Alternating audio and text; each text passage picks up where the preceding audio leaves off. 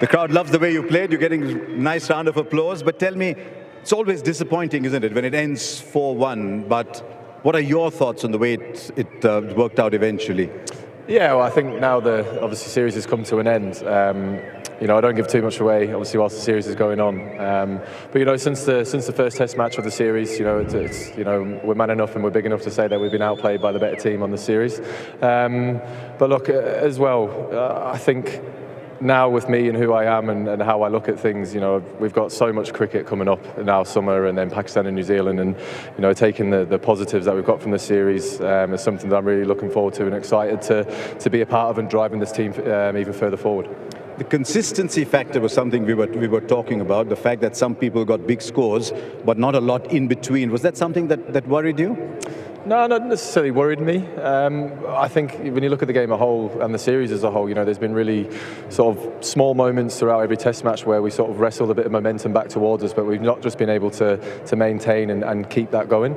And I think in Test match cricket, especially out here, where the game can turn really fast on you, it's about understanding that and trying to you know, understand those moments and being a bit more relentless with it. How that looks, I'm not sure, but you know, we're all here at the highest level playing cricket, and I think we all know as individuals that that's probably where it's gone wrong for us on more than one occasion.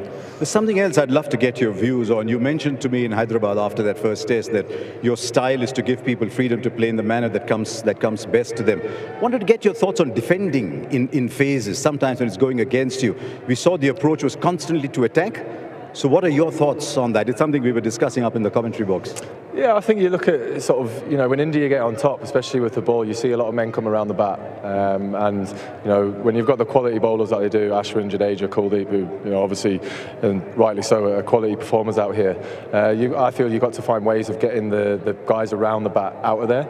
And sometimes that comes with risk. Risk doesn't always pay off, but, you know, you get a couple of sweeps away and then you find yourself you've only got one man around the bat. And you know, you've just got to be positive enough to be able to take that risk and know that sometimes it can be a downfall. But yeah, it's just sort of, it's one of those things where you can look at and say, could I have done something better? But when the intent and the sort of application is there with a real reason as to why you're playing that shot, then you can't really hold your hands up and say too much else. You got the best out of two young spinners. What were your positives for England from this series?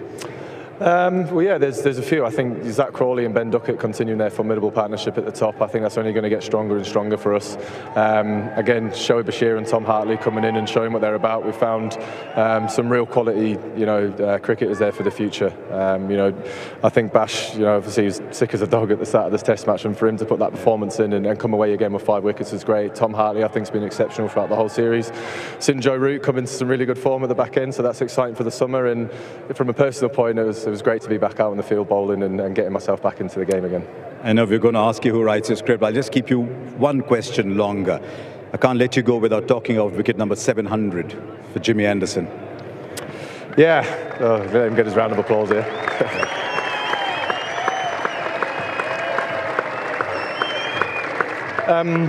Yeah, amazing to be out on the field. I've been lucky enough to be on the field with some of the sort of, you know, milestones that Jimmy's got to, but being there for 700 wickets as a seamer is quite phenomenal. And I've said many a times that, you know, he's someone who every young kid who wants to be a fast bowler should look up to and try and emulate everything that he has done, you know, from the day he first started being a cricketer, let alone international cricket, to where he is now.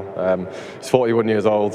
He's as fit as I've ever seen him, and I honestly just don't know when he's going to stop, because the desire, the commitment, everything is still there, and it's great to watch. Thank you, Ben. You and Rohit gave us a series to remember. Thank you very much. Thanks, Asha. Cheers. Cheers.